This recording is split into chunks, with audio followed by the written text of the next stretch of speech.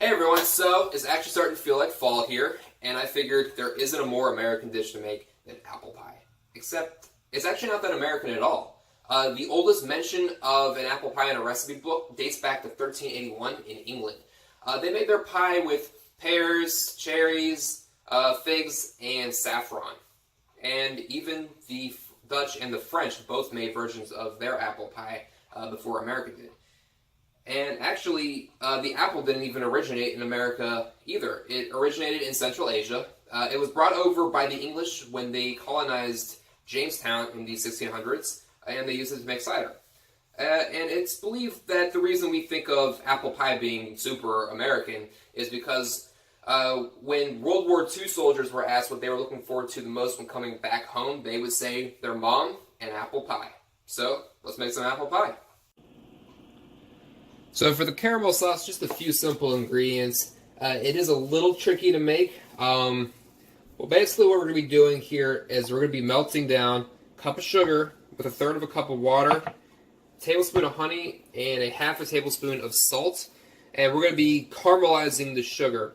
And we're looking for a pretty deep brown, but being careful not to burn it. Because when we go over just a little bit, we're going to start tasting bitterness. Alright, so it's been simmering for about 10 or 15 minutes now, and I got myself a nice color here. So next thing I'm going to be doing is adding the cream. So this is 3/4 of a cup of heavy cream. Whisking this together, then I'm going to bring it back up to a boil, and after that it should be done. I'll just need to cool it, and it'll be ready to serve. Alright, so now that the caramel is cooled, I'm going to be adding a 1/4 teaspoon of vanilla extract. It's kind of optional, just a little additional flavor. Alright, so to start out on the filling, I've got a tablespoon of lemon juice in the bowl here. And what I'm going to be doing is peeling and then thinly slicing these apples. I've got Granny Smiths here, and I've got Honey Crisp. Looking for some firm apples. You don't want anything that's too soft. Apples are cut. I got them pretty thin, what I'm looking for. I don't want it to be too thin, don't want it to be too thick. And here I've got a mix of cornstarch, brown sugar, cane sugar, ground ginger, cinnamon, and some freshly grated nutmeg. And, and a little bit of kosher salt as well. And that's going to be my mix I'm going to be adding to the apple. So next what I'm going to be doing is tossing the apples and the lemon juice with this mix right here. I'm going to let it draw out some of its moisture. Then I'm going to take that moisture, reduce it, and add it back to the apples.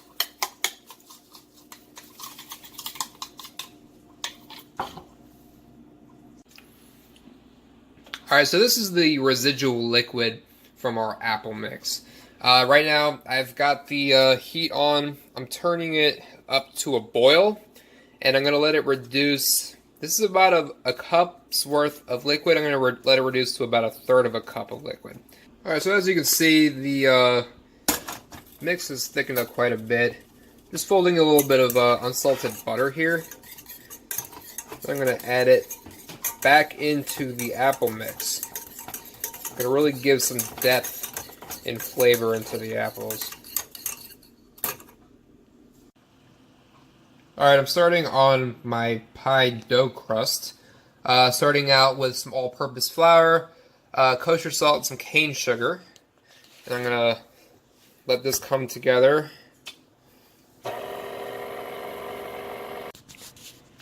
Next I'm adding some scrambled egg with a little bit of water.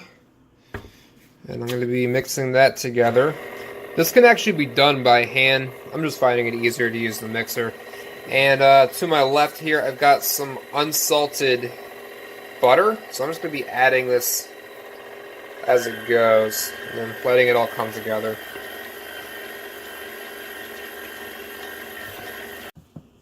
Alright, so it's mixed up. So I'm pulling it out of the bowl. It's going to be a little bit crumbly. You're not looking for it to be like super solid or forming into a dough ball. What I'm going to do here is I'm going to press this into the shape of like a disc, basically, and I'm gonna let it rest. Actually, I'm gonna let it chill in the refrigerator for an hour. Then the next step will be rolling it out and getting it ready for the pie tin.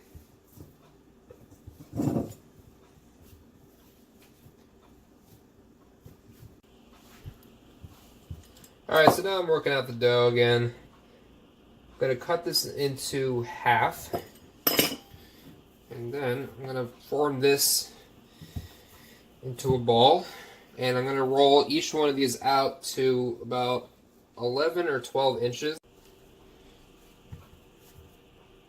So I got my tin here. I got it lightly sprayed with oil. I'm just going to lay this in here.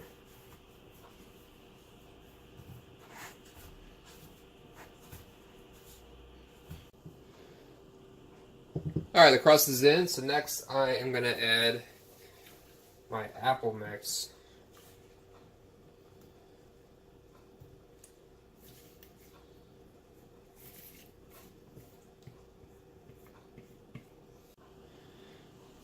And now I'm adding the top part.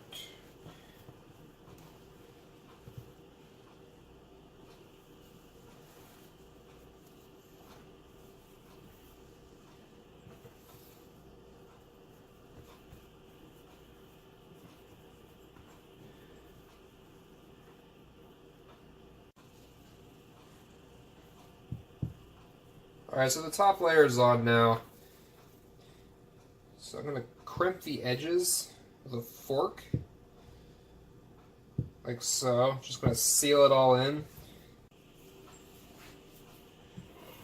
And lastly, I'm going to be adding slits to the top.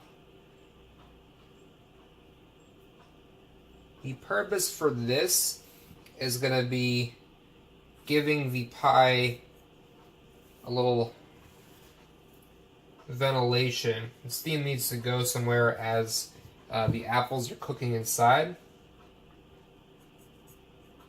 Giving it these little slits is going to give it a little exit. Alright, so I added a little bit of foil around the edges. The reason that I did that is while it's cooking, the outside, the edges, and the top will brown a little bit faster than the rest of it. So I really want to control that color and keep it from burning. So now I've got my oven preheated to 375. And I'm just going to put it in here. I've got it on one of the lower third racks in the oven. That's what I'm going to be looking for here. And I'm going to give it about 25 minutes. Take the foil off, maybe another 20 minutes after that and check it. Alright, just pulled it out. Checked it for doneness. Color looks good. So, the only thing left to do is to eat it. Thanks for watching.